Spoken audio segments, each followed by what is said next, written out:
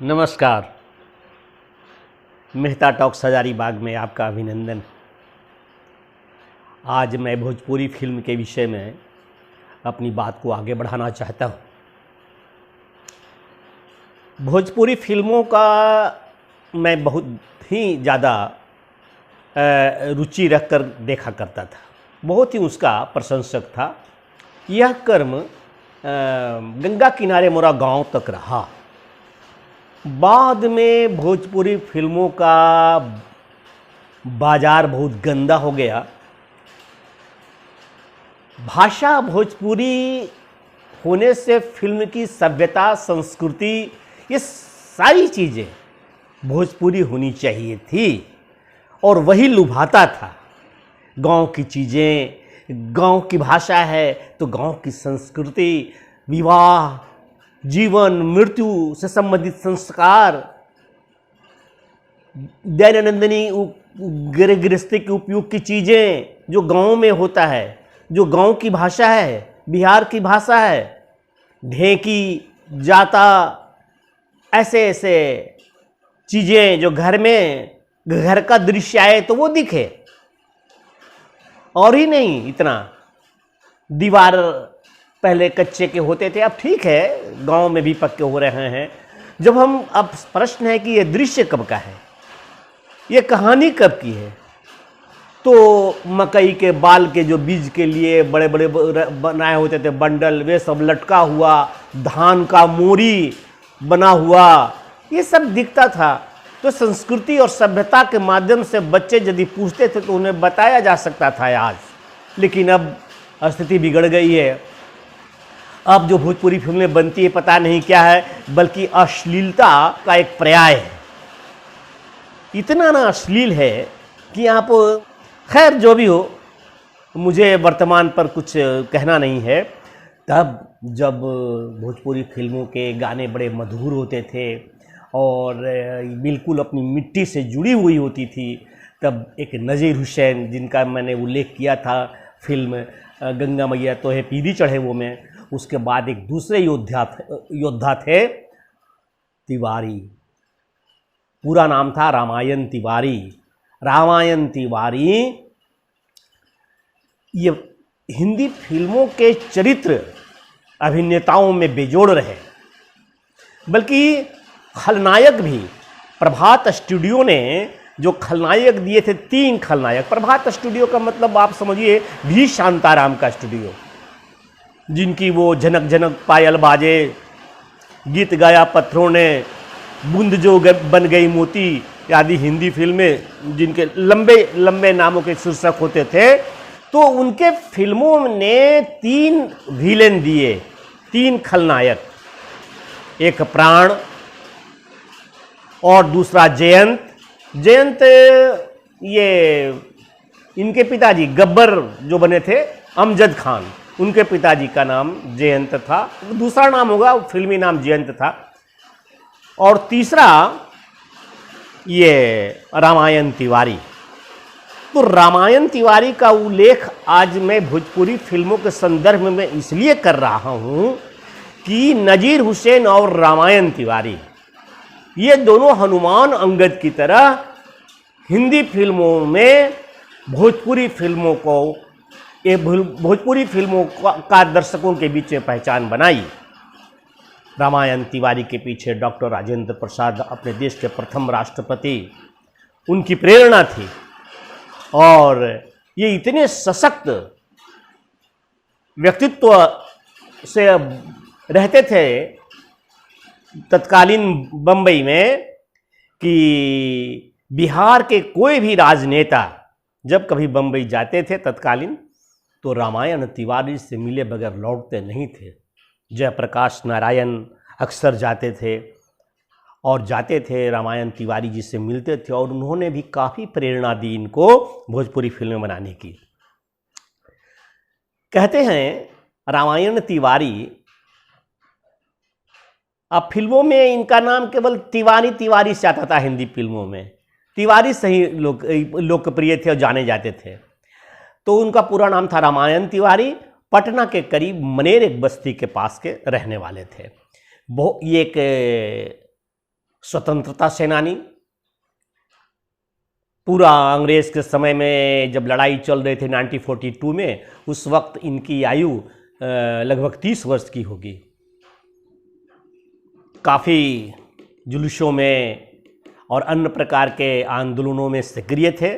उन्हीं दिनों ये घर से भागकर मनेर से पटना आए और पटना की ट्रेन बैठे, पटना में जिस ट्रेन पर बैठे और ट्रेन इनको मुंबई जाकर छोड़ दिया, उतार दिया। 6-7 वर्षों तक 30 वर्ष का युवक जब घर में वापस नहीं लौटा, घर वालों ने इनका अंतिम संस्कार कर दिया कि वो लड़का मर गया। और यह रामायण तिवारी मुंबई जाकर बहुत काम ढूंढा, तो बहुत ही जल्दी एक काम मिल गया, वही प्रभात स्टूडियो में। प्रभात स्टूडियो में कोई काम मिल गया, कर्मचारी का, मुलाजिम का। एक दिन की बात है, किसी फिल्म की शूटिंग हो रही थी और एक चरित्र अभिनेता नहीं आया था। उसकी प्रतीक्षा थोड़ी देर करने के बाद फिल्म के निर्माता और निर्देशक जो एक ही थे, उन्होंने कहा इसके डील डॉल को देख करके तिवारी को कि भाई तुम ये भूमिका करोगे ऐसा रोल? तो बोला जी प्रयास करता हूं। और तिवारी जी जब उस रिहर्सल को किया तो बहुत ही प्रिय लगा और उन्होंने उनको उस फिल्म में इनकी एंट्री मिल गई। वही प्रभात स्टूडियो में जो एंट्री मिली, तो ये फिर कहाँ रुके। रामायण तिवारी का व्यक्तित्व यह था कि बम्बई में कोई भी व्यक्ति पटना के बिहार के किसी भी कोने से जाए और वो इनसे मिल ले, क्योंकि उस वक्त में कैंसर का एक ही बड़ा हॉस्पिटल जो आज भी है मुंबई में, तो वहाँ इनकी मदद मिलती थी बहुत। और ये बहुत ही विचारों के धनी। जब सिनेमा में काम करने लगे और इनके सिनेमाघरों में आया, हिंदी फिल्में बहुत काम किए। लेकिन उन दिनों के जब फिल्में लगी तो लोगों ने पहचाना, अरे ये तो अपने गांव का तिवारी है, रमैना। और जा करके वो गांव में कहा कि अरे रमैना, तो कुछ युवक यहाँ दौड़े मुंबई गए और इनको पकड़ा। उसके बाद गांव फिर आए और गांव का आना जाना प्रारंभ हुआ।